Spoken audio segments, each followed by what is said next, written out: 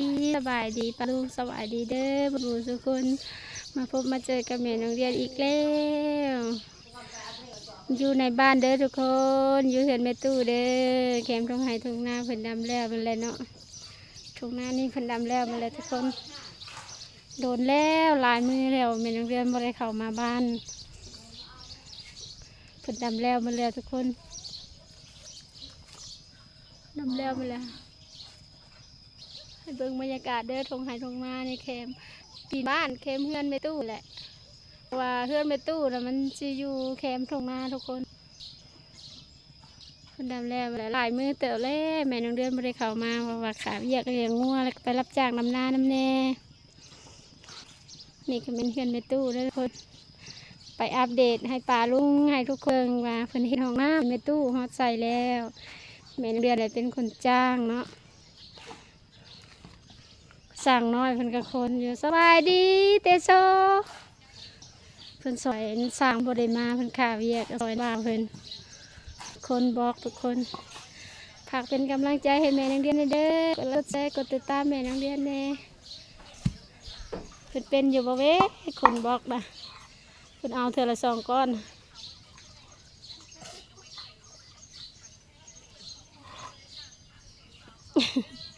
เอาเธอละก้อนเอา2 ก้อนมาได้ลูกมันนักเอาเธอละก้อนก็ได้บ่ฮู้ว่าสิพอหรือบ่พอทน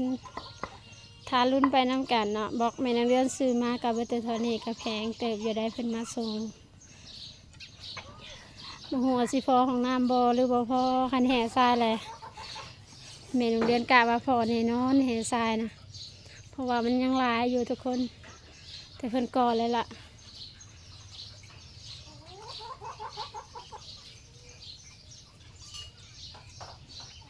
นี่ก็เดินบ้านเดินเฮือนแม่ตู้เราจะซ้ำนี่แล้วทุกคนจะเป็นเฮือนครัวเพิ่นจะเพิ่นแต่งกินอีหยังค่ะแม่ตู้เก่งหลายเพิ่นคนบอกสร้างโบมาเมื่อนี้เพิ่นคาดำนาทุกคนน้าบ่าวก็เลยเฮ็ดทาสร้างมาได้แต่ซ้ำนี่ได้ทุกคนเลยยังบ่ไปหอดสายหอดย้อนหยังฝนตกถุงมือมีแต่มื้อนี้แหละมีแดดแน่แม่เดือนก็เลยว่าเข้ามานะถุงมือนะฝนตกตลอดเพิ่นก็เลยเฮ็ดบ่ได้สร้างกับเพิ่นก็เลยดำนานะอันนี้ลูกชายหลานของแม่โรงเรียนเนาะแม่ตู้เนาะลูกชายหลานแม่ตู้บ่ถือกระโทษขออภัยลูกชายหลานแม่ตู้เพิ่นสร้างบ่มาแล้วเพิ่นก็เลยว่าเพิ่นเฮ็ดเองเพิ่นก่อเองเพิ่นเฮ็ดเสริมซ้ำอันสร้างมานะเพิ่นก็เฮ็ดทำที่เพิ่นเฮ็ดได้เพราะว่าเพิ่นก็บ่เป็นสร้างนะเพิ่นก็บ่เป็นปานใดเพิ่นเฮ็ดซ้ำที่เพิ่นเฮ็ดได้เพิ่นก็คนอยู่นี่ เพิ่นคนบอกอยู่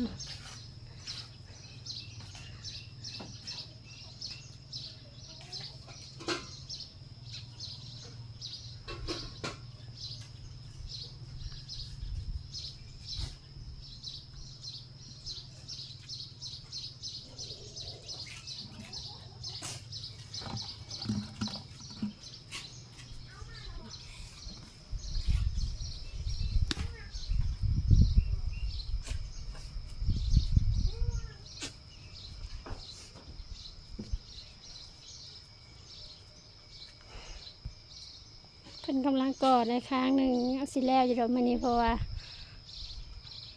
แดดอยู่ฟ้ากระแจงอยู่แต่ละมือฝนตกตลอดสร้างเพิ่นก็เลยโจเพิ่นไปดำนาก่อน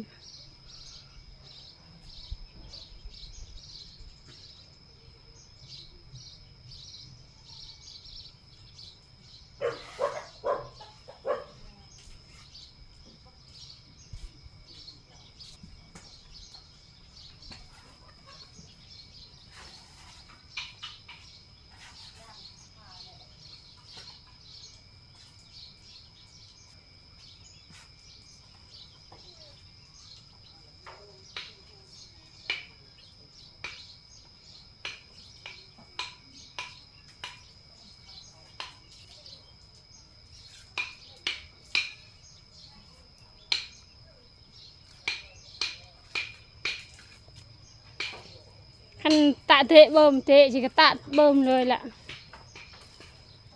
bơ mà tôm lá là cái núi chưa trộn cái tạm núi ตาน้าจังตะบนประ như cái này á อ๋อก็ลดไอ้แสงตะเบิ่มผู้ป่าจะมาตะบนเครื่องดีกว่ามาจูวงเกะเครื่องมืออบายเด้ tạm tháo không นิ้วกะตากกะเดี๋ยวกะลวง phải cọt tạc nó กะลวง có luông con đó tạc cọt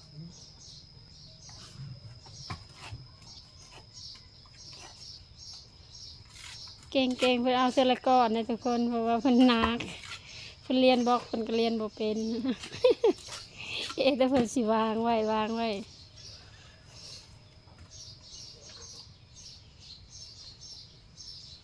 เมื่อยบ่มาแก่ค่ะ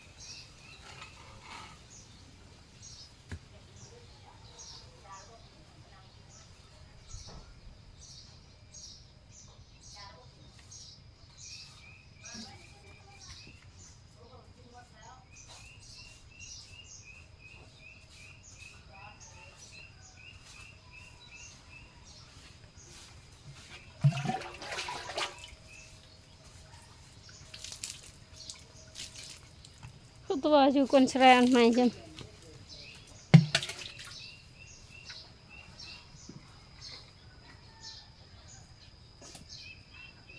ประหันไว้ประหันไว้นี่คืออีเจ๊หยกประหันไว้ปะอีเตอไอ้ขี้เจ้า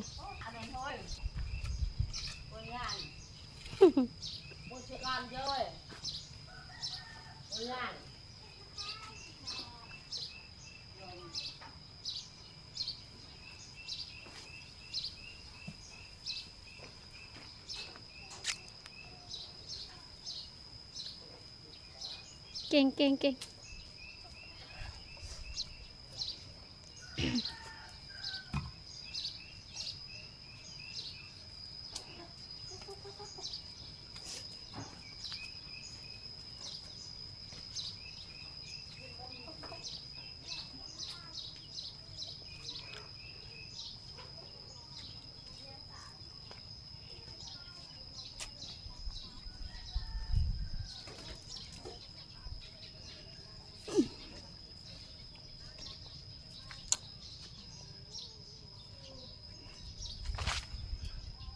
เลยกลับสบายดีเด้อไปพบไปเจออีกคลิปต่อไปเด้อทุกคนฝากเป็นกำลังใจให้แม่นางเดือนแน่